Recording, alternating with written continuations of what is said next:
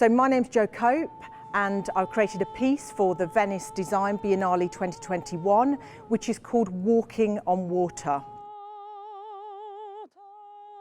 When I was invited to come to Venice, I wanted to connect, particularly as a woman, and think about who are the women of Venice today, but also who would I have been in the past? How can I learn something about the history of Venice through being female? So I started to read a book called Working Women of Early Modern Venice. And this is based around the story of women. It's like the untold story. There's loads of historical text around nobility and around the higher classes, but the story of these normal, popular class women is the untold story that really interested me. This is who I would have been. So the piece that I've created is worked out across 5 acts. And we have, first of all, the tragedy. We have the drowning, the women who lost their husbands to sea. So there's this idea of loss. And then how did they overcome that? They were a really unique community of women who pooled their resources, who actually across class and age, that there were stories of immigrants and people who entered Venice who were actually really embraced into this female community. So these women worked together and they became a powerful force. These women had their own economy. They didn't have to rely on marriage in the end, and they were completely independent. And this sounds like a story, a modern story. I've asked the dancers and performers who are the modern women who live in Venice today. What is it like to be a woman? What is the essence of an Italian woman today?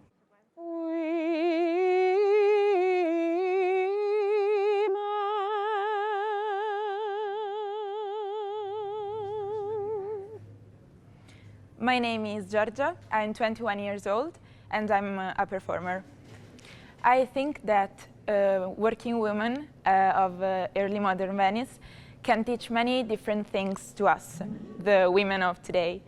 They were strong women, able to handle their own lives. They were often self-employed people or women who own their own houses. And this is important because we are used to thinking about these women of the past as figures always subject to the male figure. And that's the reason why it's important to look at such examples. My name is Yasmin, I'm 23 years old and I've been living in Venice for the last 3 years. I'm a graduate in philosophy, international studies and economics. I'm an occasional performer and especially I'm a working woman in Venice. I came here in Venice from Verona to study, but actually my origins are different because my mom is Italian but my dad is from Morocco. And he came here in 1996 to start working. And this is a really powerful situation, I will say, because here in Venice especially, it's a common thing to have different people from different parts of the world that come here to study or to work. And also in the past, immigration was really important for the economy of the city because many women were attracted to come to Venice thanks to the manufacturing sector which was growing. And so I was really happy and I am feeling really glad of this opportunity because in this way I guess this is not an enriching experience just for me but also for the public because they will be able to see different representatives of women in Venice of different ages and of different ethnic roots. And especially in these times, in my opinion, it's really important to have cultural diversity and more inclusivity for all. I'm Alessandra, I'm 24. As a professional dancer, to me, being in Venice and working in Venice is always a challenge. It is a challenge because every day you have to find out and to figure out what you're going to do next, what is going to be your next job, and how you're going to support your family in the long run. What we can learn from women of the past is to take our own lives and to build up our future as women, as a community. And we can do all of this together, because together we are stronger.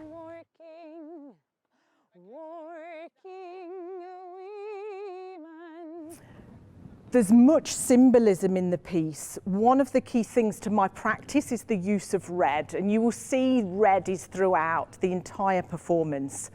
But this time, instead of this like vivid, clean, single red, there's lots of different types of red. We've got the darker, deeper reds, which are like the historical red, and then we've got the new red, the current red.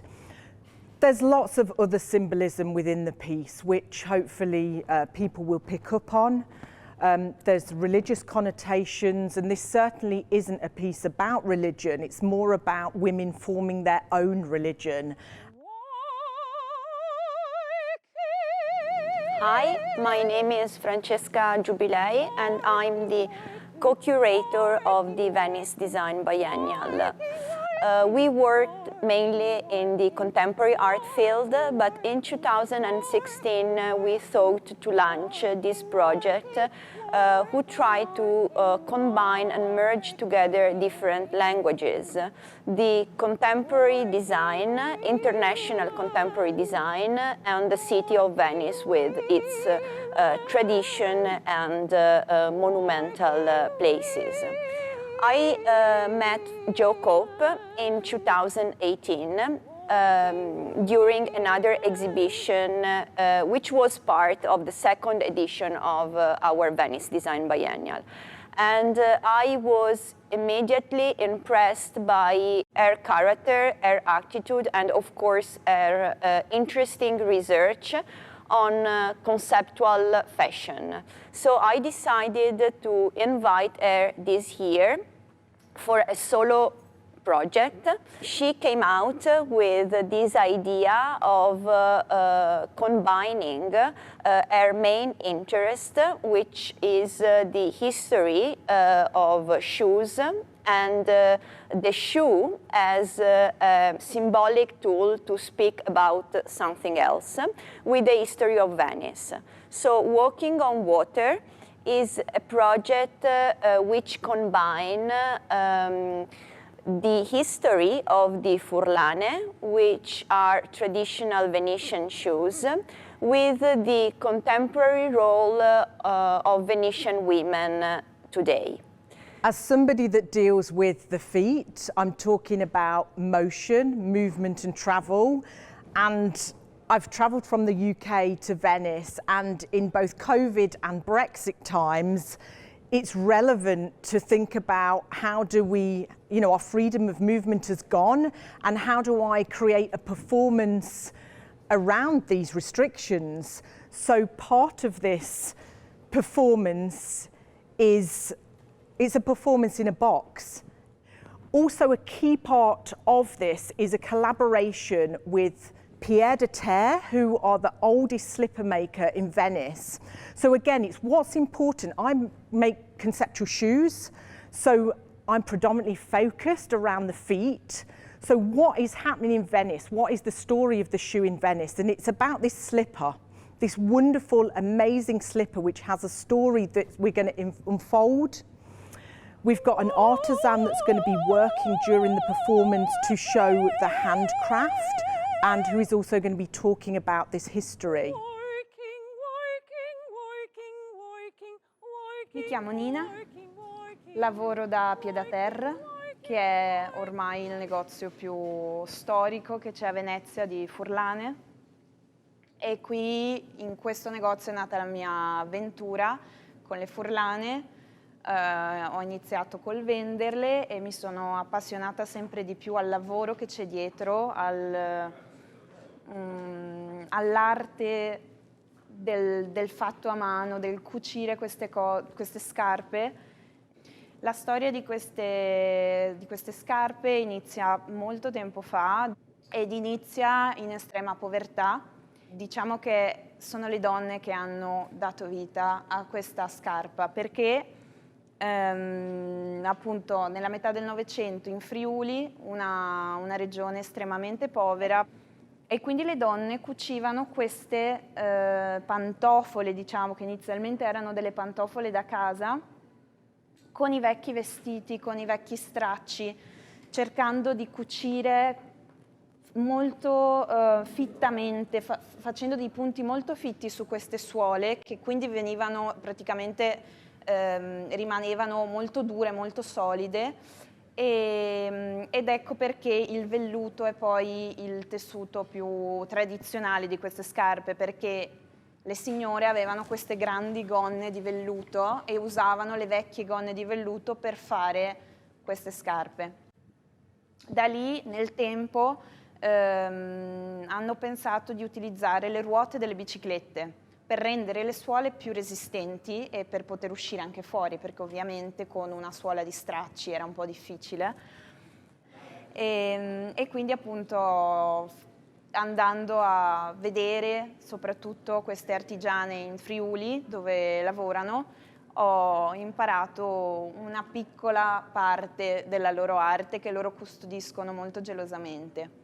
Perché mi sono resa conto andando a visitare questi laboratori che le signore, le donne che cuciono queste furlane sono ormai quasi tutte anziane e mi sono resa conto che è un lavoro che andrà leggermente a morire con queste persone, perché la mia generazione è molto concentrata su un'altra idea di lavoro, su un'idea di lavoro tecnologico legato alla velocità, e un lavoro del genere che è lento, cioè per fare un paio di queste furlane ci vuole da mezz'ora a un'ora. Viene considerato una cosa vecchia, una cosa che non sta al passo con i tempi, e io penso che non sia giusto e che dobbiamo fare tutto il possibile per mantenere questa conoscenza e questa capacità di usare le nostre mani e non solo la mente per realizzare delle cose bellissime che noi indossiamo, che consumiamo, che fanno parte anche della nostra storia di tutti i giorni, di quello che facciamo tutti i giorni. E quindi io spero che anche persone della mia generazione possano approcciarsi a questo lavoro, perché non deve assolutamente morire. The final act is this unraveling of the shoes, this walking on water. And if we take it out of the religious, there's obviously the religious connotations of walking on water, but if we take it out of that context and think about what is that act to be able to walk on water, it really is about overcoming the impossible, doing something extraordinary. And this is the story that I wanted to tell, essentially about these women. Walking